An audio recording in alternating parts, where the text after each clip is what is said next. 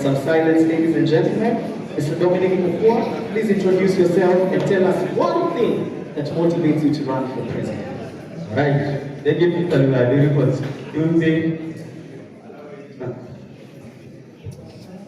Ladies and gentlemen, and welcome you back to this presidential debate for the very first time over the history of this institution.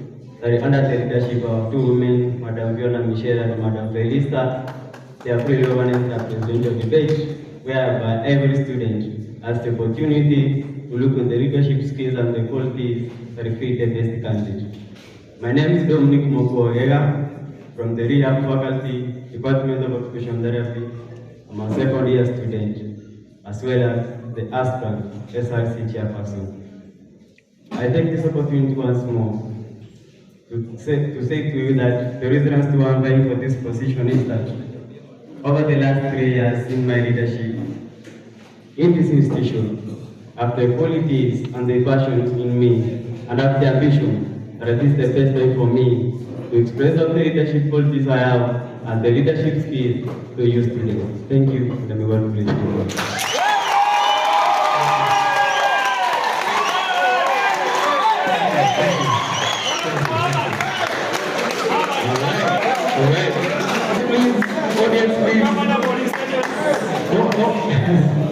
I know you really want to cheer for the candidate. I know how it feels. I've been on your side many times, and I know how it feels. But then now, because you cheered for him for this first question, which is going to be introduction, then you're allowed to cheer. But when we get on to the main question, please don't cheer. I'll go on to my brother, Mr. Ashley Sinclair. Introduce yourself. And tell us one thing that motivates you to run for this position. Good evening.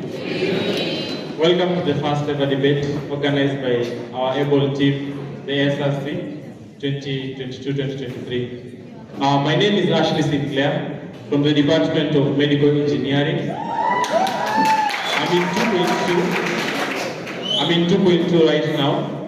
And the one thing that pushed me to fight for this position is throughout my experience, my 9-year experience in leadership, and my 2 years experience in Kenya Medical Training College as a class rep, I've identified loopholes that I'd like to bridge the gap through.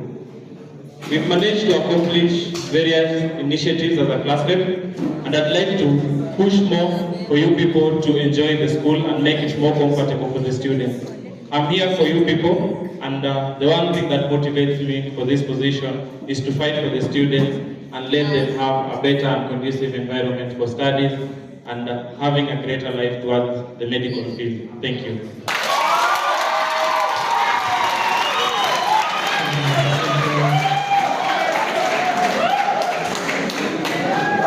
Mr. Chiu, introduce yourself and tell us one thing that's going to run for this position.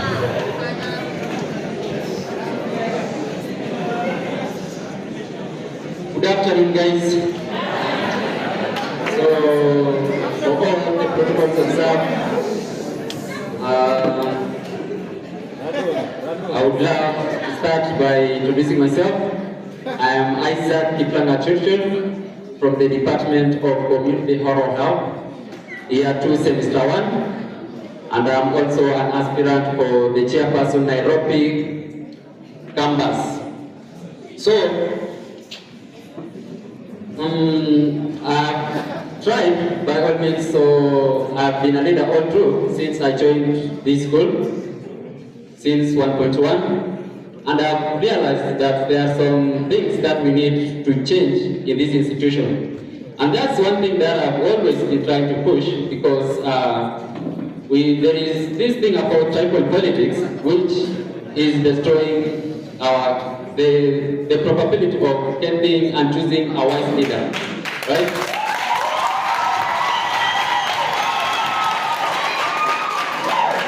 So the one thing that pushed me to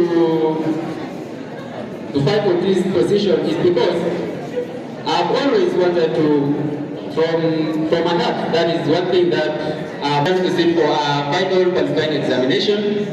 And that's one thing that I saw, that there is a possibility of rectifying such a thing, right? Because the SRC has got funds which can help us settle the school fees for those needy students. that's one thing that pushed me to it. Thank you, Mr. Churchill. Don't worry, we are going to have some more time for you to fully express yourself at the end, right? So, from now on, we're going to some very serious, concrete issues. So please, no cheering, no heckling until the end of the debate. Tafadhali, are we good with that? Oh, please, we just have to be good with that. So, yeah, no, we just have to.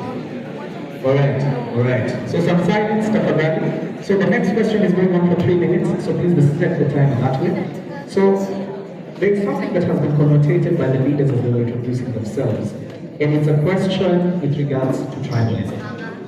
So there's a connotation that's going around that presidential candidates are known to be projects or individuals supported by unknown powerful shadows who we never know who they are. What would you say to someone who purports to you and calls you someone else's project? I'm going to start with you, Mr. Pasha. Silence, please, silence. Go ahead. 3 minutes starts now. Thank you for your great question, Mr. Lugadiri. The question has been communicated quite sometimes, and I've managed to pick that up from what the conversations we've had with students. For me, being called a project, the point is so quite painful, first of all, because the one thing that motivates me is to become a project of the school and for the students. It's with great pleasure to work for the students, and being a member of the Kenya Science and Engineering Fair throughout my high school life, we've presented projects. And the one thing that these projects are supposed to do are to help and benefit the nation, the people of the nation. So the one thing I want to say to those people calling me a project, I am your project, I'm everyone's project, and I'm here to work for you people and serve you to make you have a greater place in life for the Kenya Medical Training College.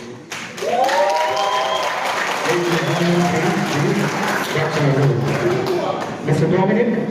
Dominic Mokua, have you been called a project before? So far so good. If I'm a project, then I have to be a project with the student. So what would you do? Would you like to say anything else with regards to these people who probably might be purporting you as somebody else's project? What would you say about that? The first thing I want us to say is that under our leadership in this institution, we don't expect someone to call you a project. And for real, if you want to be a project, then student wanna serve the project. So for this reason, for those calling people projects, I think it's the bad impression they're showing to these students. And for that reason, I want us purposely to say that let someone be a project of the student and not a project of the outgoing SRC team. In addition to that one,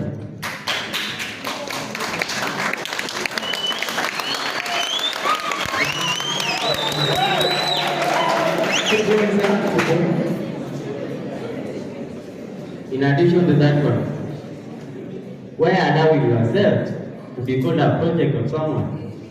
Why can't you allow yourself to be called a project of this student? That is the question that we need to ask ourselves. For me, I strongly believe that if I'm a project, then this student are the one who has proposed to me to be their project. Thank you.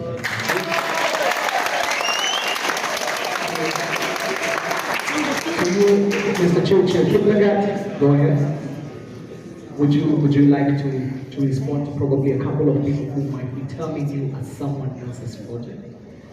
Okay, first I have, because I've never been called a project in the first place, and if I was to be called a project, if I was to be called a project, I would be the project of the students, because these students deserve to get a student.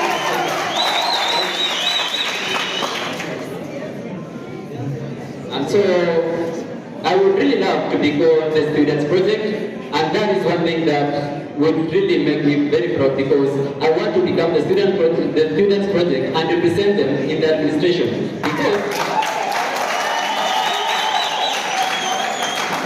Because as a leader, the thing that puts you there is because these students have got, the students, the reason is why first you are the chairperson is because of these students. And as a leader, you have to represent these students' welfare. So that's one thing that I would be very proud, because I've never been called anybody's project, but the students' project. Yeah. Thank you. Aspects that are really ruining the democratic processes of this campus as a result of tribal bias. Your 3 minutes, what would you like to say about this? First of all, Kenya is made up of many tribes, and I personally, I know I am from a tribe, but the one part I'm really proud of is when I meet people out here, they don't know that I'm a Luo. And the basis of this, and let me tell you one thing, my dad is a Luo, my mom is from Uganda. I'm a product of 2 different countries. And tribe has been something so painful, not only in Kenya, but in Africa. We all know the Rwandan genocide, and it's something that is a tragedy, and we remember up to date. And the one purpose that I want to tell the institution is, one, we come to Kenya Medical Training College, we apply from different areas, and all tribes are usually selected. Not on the purpose of tribes, because on our application, we are not told, state your tribe. So the one thing that really made me select my committee, in leadership, when you take up this role, you have to consult. And I can tell you, I already started. I don't like tribalism, and it's not something good, and it's something we need to change on. So from the friends I communicated to and asked them about leadership, I can tell you for a sure thing that they are from different tribes. And I want to know the basis of everyone, because I want to serve everyone as a Kenyan, not anyone as a tribe.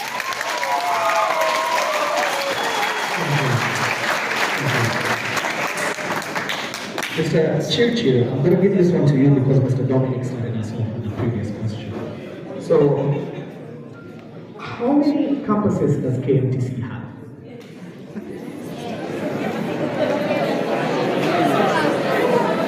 That I will do for us to end matters concerning tribalism in this institution, and of course, to ensure that we have inclusivity and diversity, is to bring everybody on board and to work with anybody who will be elected by the students.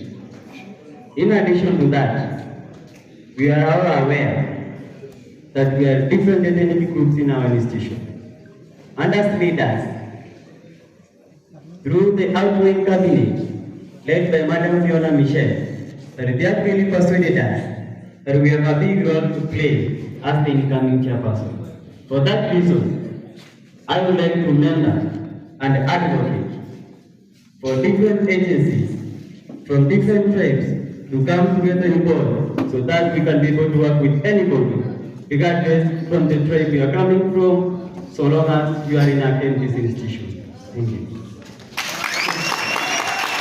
Thank you. So the issue about tribe is something that all over we have known, and certainly it's not something that you can avoid, right? Because every now and then you will hear about tribal politics.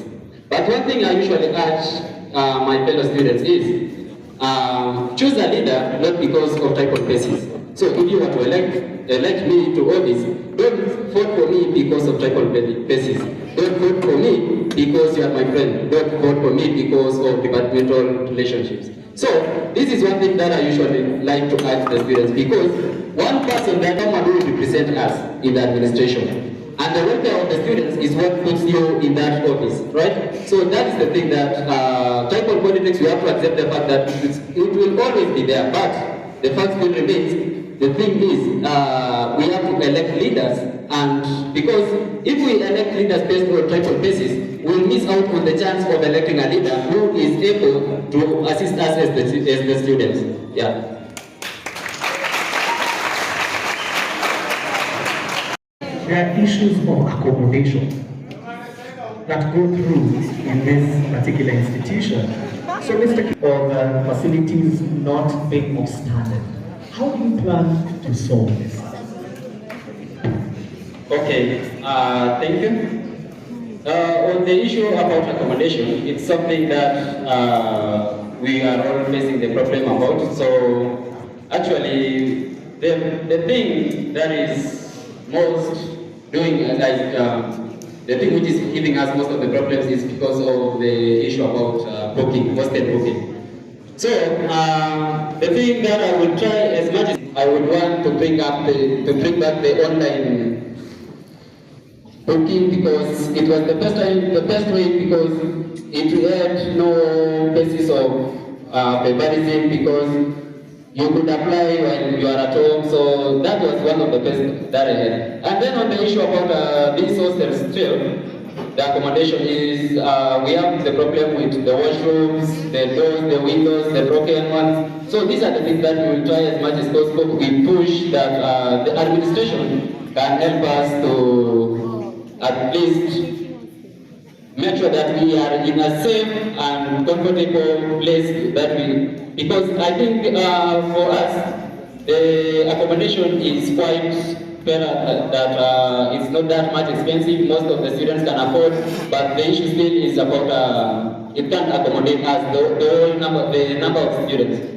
So that's one thing that we'll try as much as possible. We can see how we can rectify on that, and then we review how the basis in which the students will be put on those hostels, and the issue about the lodges, which is, I know most of these students, the people living in lodges, they lack the electric circuits, whereby the charging ports. So that's one thing that I will try as much as possible to bring in my regime and rectify and bring at least a comfortable place that we can live in. Basically. All right. First of all, which hostel do you live in? I live in Kano, 5th floor. Kano. Yes. All right. So what issues of accommodation are there, and how do you solve them?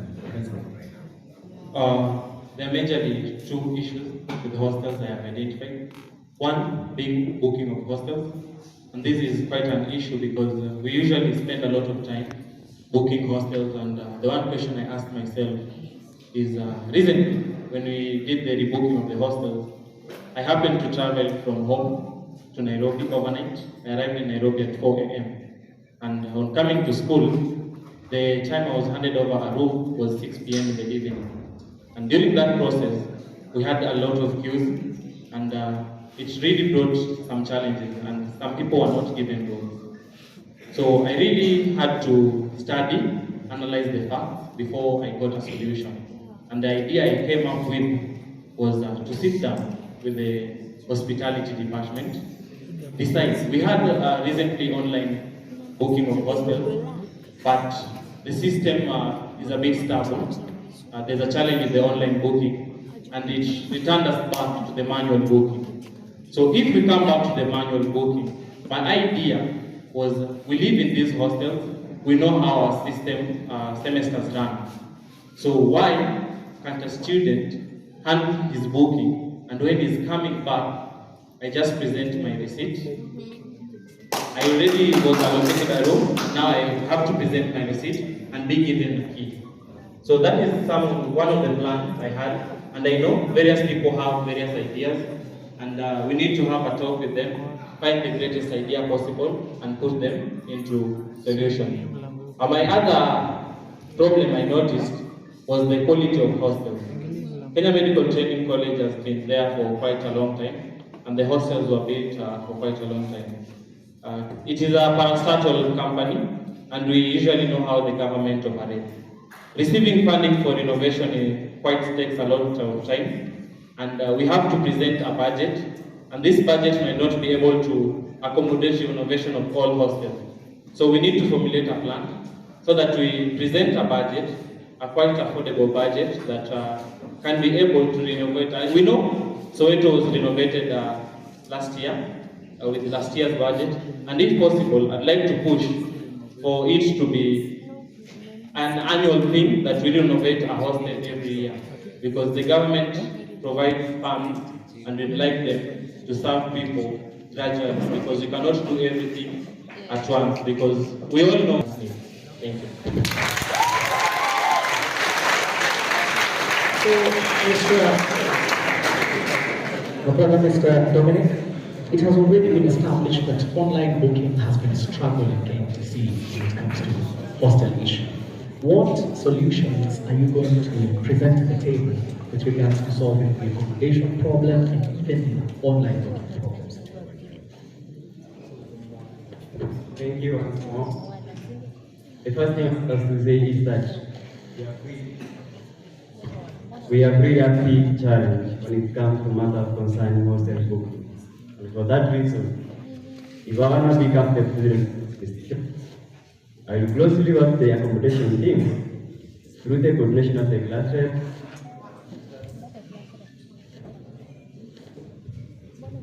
Sorry for that. Okay, no issue. I will closely work the accommodation team to ensure that during our last week, before we break for half term, at least every student to ensure that his or her code is functioning in a way that we can be able to book our rooms online before we go home.